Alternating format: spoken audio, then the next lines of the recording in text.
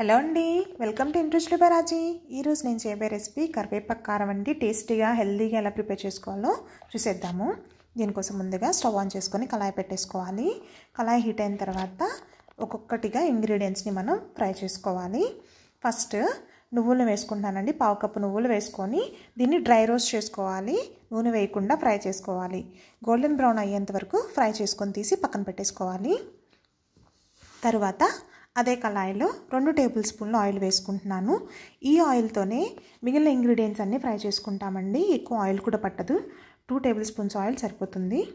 ఇందులో ఒక 10 ఎండుమిర్చి వేసుకుంటున్నాను. ఎండుమిర్చిని మంచిగా ఫ్రై చేసుకోవాలి.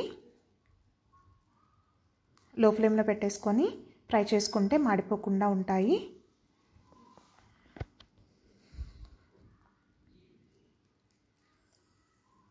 ఎండుమిర్చి మొత్తం ఇలా ఫ్రై చేసుకోవాలి.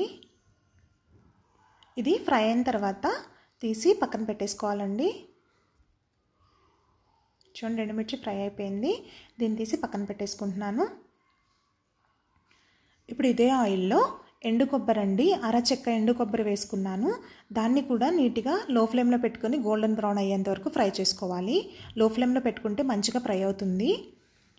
తర్వాత కరివేపాకు వేసుకోవాలండి. అదే ఆయిల్లో నేను ఎండుమిర్చి ఇంకా ఎండు కొబ్బరి ఫ్రై చేసిన ఆయిల్లోనే కరివేపాకు వేసుకుంటున్నాను. ఇందులో ఒక చిన్న నిమ్మకాయ సైజు చింతపండు కూడా వేసుకొని ఫ్రై చేసుకోవాలి. ఈ కరివేపాకు నేను నీట్గా క్లీన్ చేసేసుకొని తడేం లేకుండా పెట్టుకున్నానండి. దీన్ని ఒక 4 రోజులు నేను నీడలోనే ఆరపెట్టుకున్నానండి. ఆరపెట్టుకోవడం వల్ల చూడండి, మనకి కలర్ చేంజ్ అయిపోవడమే కాదు, మంచిగా డ్రై అయిపోయింది, ఎండిపోయింది.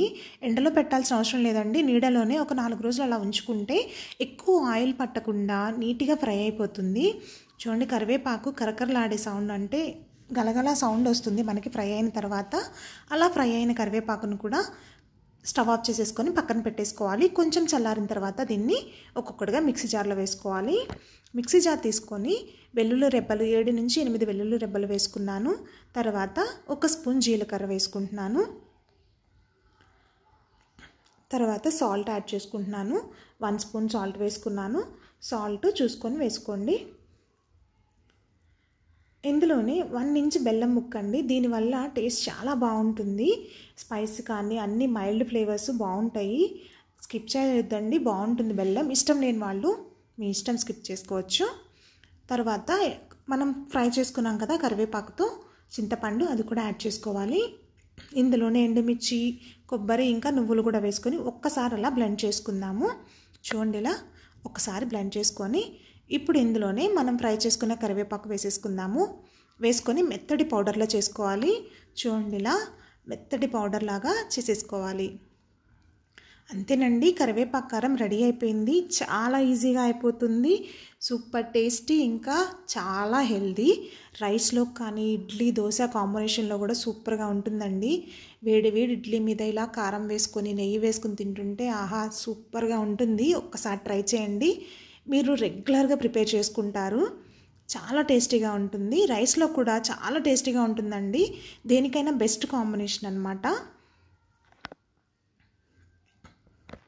మీకు కనుక నా వీడియో నచ్చినట్లయితే please like, share and subscribe my channel అండి. Thanks for watching.